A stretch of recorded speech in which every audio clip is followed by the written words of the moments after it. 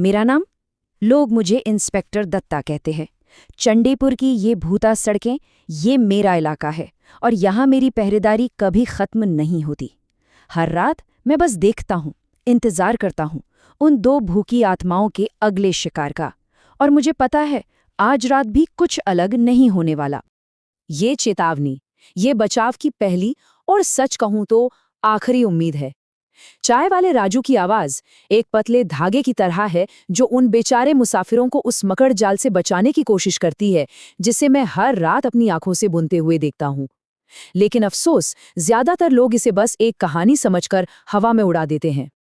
आधी रात के बाद चंडीपुर स्टेशन, यहाँ सिर्फ सन्नाटा गूंजता है। इतना गहरा सन्नाटा कि अपनी ही सांसों की आवाज कानों में चुभने लगती है। यही वो जगह है जो उन दो आत्माओं के लिए शिकार का मैदान बनती है और यहीं से मेरी ड्यूटी शुरू होती है। और वो देखिए, आज रात का शिकार। नाम है इसका सुमित। ट्रेन की थकान उसके चेहरे पर साफ दिख रही है, लेकिन उसकी जेब में रखी वो कीमती दवाइयाँ, वो उसे और भी कीमती निशाना बना रही हैं। उसे जरा भी अंदाजा नहीं कि दो भूखी आंखें उसे अंधेरे से घूर रही हैं। उसकी कमजोरी ना साफ नजर आ रही है। थकान, चिंता और मजबूरी, ये तीनों मिलकर एक ऐसा जहरीला कॉकटेल बनाते हैं जो उसे भोला और कालू के बिछाए जाल के लिए एक बिल्कुल आसान शिकार बना देता है। बाहर से देखने वालों को लगेगा कि ये बस बुरी किस्मत का सिलसिला है, एक सुनसान स्टेशन, कोई गाड़ी नहीं। लेकिन ये किस्मत नहीं, ये एक सोचा समझा शिकार है जिसे वो दोनों हर बार एक ही तरीके से दोहराते हैं। उनका तरीका हमेशा की तरह एकदम सीधा लेकिन जानलेवा। पहले वो हर उम्मीद को खत्म कर देते हैं, फिर दिल में एक गहरा डर भर देते हैं और ठीक उसी पल बचने का एक झूठा रास्ता दिखाते हैं। वो भूथा ऑटो रिक्शा। और ये तरकीब ये हमेशा काम करती है। ये शब्द मैंने न जाने कितनी बार सुने हैं। भोला का ये दोहरा वादा, एक तरफ झूठा दिलासा और दूसरी तरफ आने वाले खौफ की आहट। बेचारा सुमित इसकी गहराई को कभी समझ ही नहीं पाया। इसे मैं कहता हूँ प्रलोभन, उनकी रणनीति का सबसे जरूरी हिस्सा। ऑटो का अचानक से दिखना एक उम्मीद की किरण जैसा लगता है ना? लेकिन असल में ये अंधेरे की ओर ले जाने वाला पहला कदम होता है। और फिर माहौल बदलता है। जैसे ही ऑटो मेन रोड छोड़कर उस घने काले जंगल की तरफ मुड़ता है, असली खेल शुरू हो जाता है। हवा ठंडी होने लगती है और इंसान का बढ़ता हुआ डर उन भूतों को ताकत देने लगता है। गाड़ी खराब होने का नाटक, ये उनका पुराना तरीका है।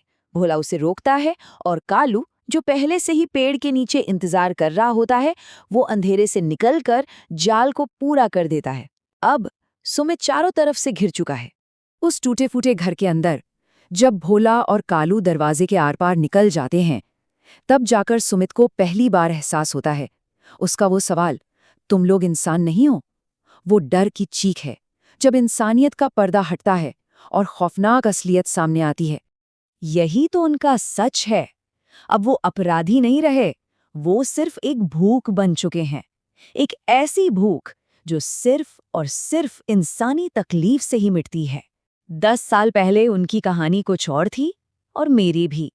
ये कहानी मुझसे ही शुरू हुई थी। उन्होंने मुझे इसी घर में जलाकर मार डाला था, लेकिन मरने से पहले मैंने कसम खाई थी कि मैं उन्हें किसी और बेगुनाह को नुकसान नहीं पहुंचाने दूंगा। और कुछ दिन बाद मेरी कसम पूरी हुई और वे भी उसी आग में जल मरे। जब मैंने सुमित के शरीर को हवा में उठते देखा, मैं समझ गया, अब मेरे दखल देने का वक्त आ गया है। मेरी ड्यूटी मौत के बाद भी खत्म नहीं हुई। वर्दी का फर्ज वो कभी खत्म नहीं होता। मेरे शब्द सिर्फ आवाज नहीं थे, वो ताकत थे। उस अंधेरे कमरे में मेरी वर्दी की शक्ति ने सब कुछ कंपा दिया। ये वो अधिकार था जो न्याय से पैदा हुआ था। देखिए, ये दो ताकतों की लड़ाई है। मेरी ताकत मेरे फर्ज और न्याय से आती है, और उनकी ताकत नफरत और भूख से। उनका मकसद सिर्फ तड़पाना है, जबकि मेरा मकसद सिर्फ बचाना। लड़ाई ज्यादा लंबी नहीं चली। न्याय की ऊर्जा के सामने नफरत की ताकत हमेशा कमजोर पड़ जाती है। मेरे हाथों से निकली एक लहर ही उन्हें भस्म करने के लिए काफी थी। उनका खेल खत्म हो गया। खैर, कम से कम आज रात के लिए तो खत्म हो गया। मेरा काम अभी पूरा नहीं हुआ था। मैंने सुमित को सुरक्षित चाय की दुकान पर पहुंचाया और उसके दिमाग से उस खौफनाक याद को धुंधला कर दिया। अब उसे ये सब एक बुरे सपने जैसा ही याद रहेगा और कुछ नहीं।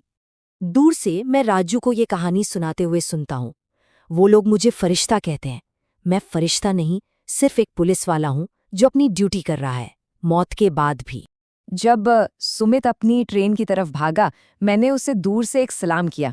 एक और जिंदगी बच गई, मेरी इस अंतहीन जंग में एक और छोटी सी जीत। लेकिन ये सवाल ये हमेशा रहता है। एक को तो बचा लिया, पर अगली रात अगली ट्रेन से उतरने वाला मुसाफिर कौन होगा? मेरी पहरेदारी जारी है और हमेशा जारी रहेगी।